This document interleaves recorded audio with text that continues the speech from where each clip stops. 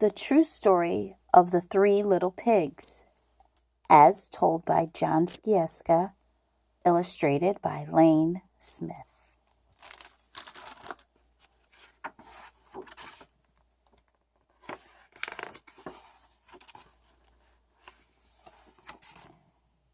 Everybody knows the story of the three little pigs, or at least they think they do.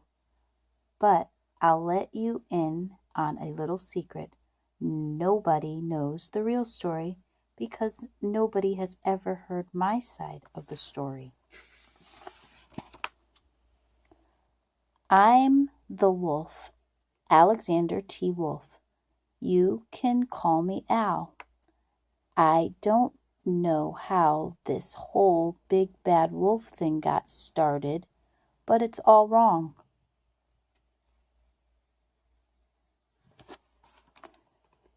Maybe it's because of our diet. Hey, it's not my fault wolves eat cute little animals like bunnies, sheep, and pigs. That's just the way we are. If cheeseburgers were cute, folks would probably think you were big and bad too.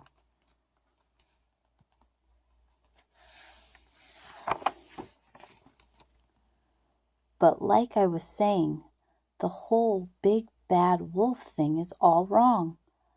The real story is about a sneeze and a cup of sugar.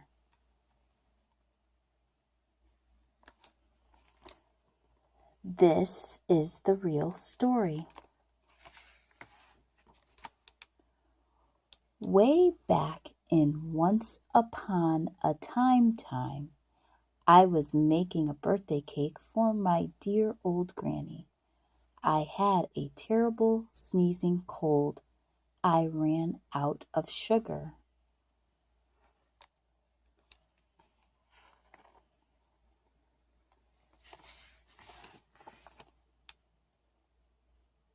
So I walked down the street to ask my neighbor for a cup of sugar. Now this neighbor was a pig, and he wasn't too bright either.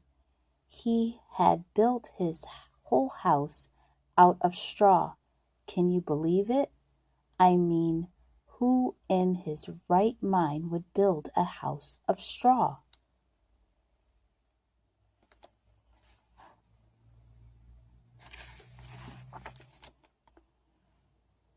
So, of course, the minute I knocked on the door, it fell right in. I didn't want to just walk into someone else's house, so I called, little pig, are you in? No answer.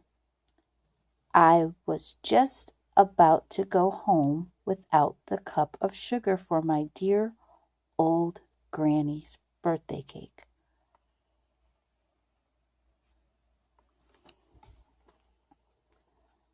That's when my nose started to itch. I felt a sneeze coming on when I huffed and I snuffed.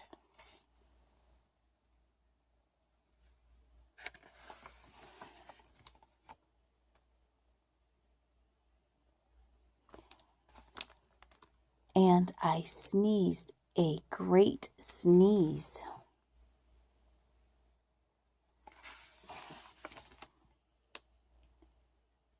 And you know what?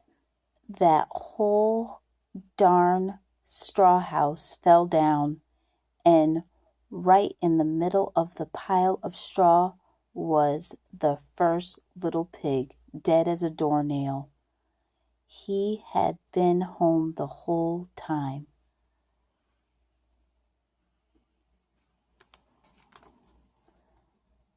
It seemed like a shame to leave a perfectly good ham dinner lying there in the straw, so I ate it up. Think of it as a big cheeseburger just lying there.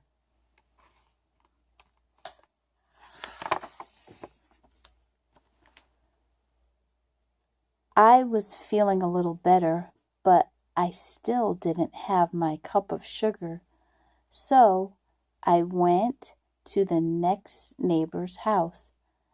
This neighbor was the first little pig's brother. He was a little smarter, but not much. He had built his house of sticks.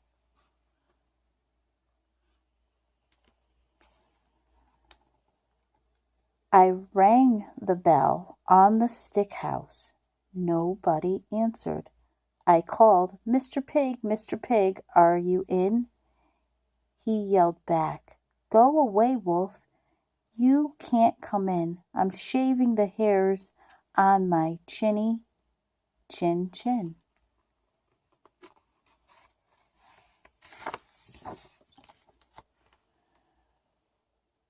I had just grabbed the doorknob when I felt another sneeze coming on. I huffed and I snuffed and I tried to cover my mouth, but I sneezed a great sneeze.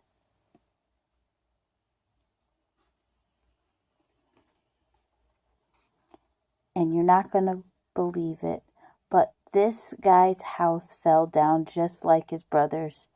When the dust cleared, there was the second pig dead as a doornail. Wolf's honor.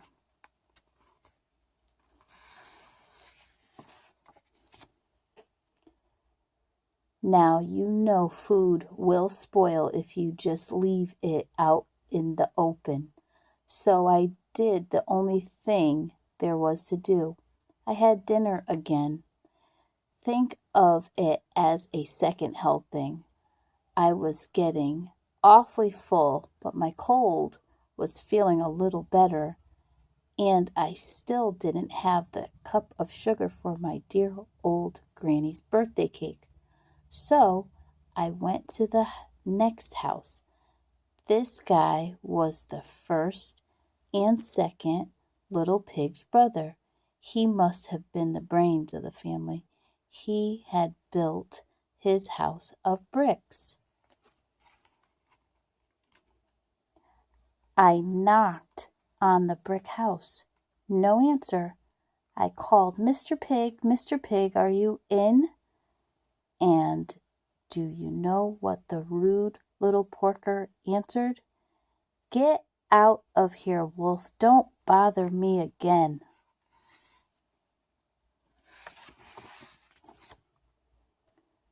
Talk about impolite.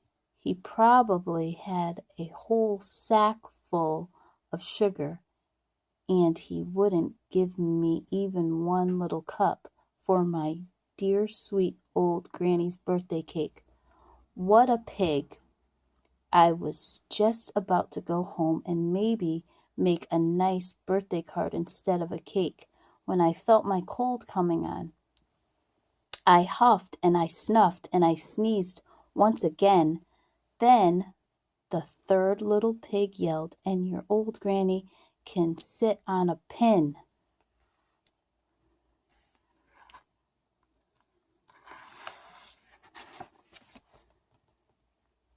Now, I'm unusually a pretty calm fellow, but when somebody talks about my granny like that, I go a little crazy. When the cops drove up, of course I was trying to break down this pig's door, and the whole time I was huffing and puffing and sneezing and making a real scene.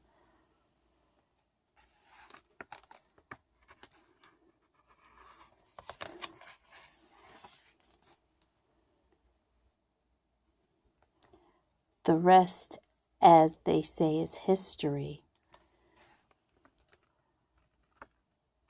The news reporters found out about the two pigs I had for dinner.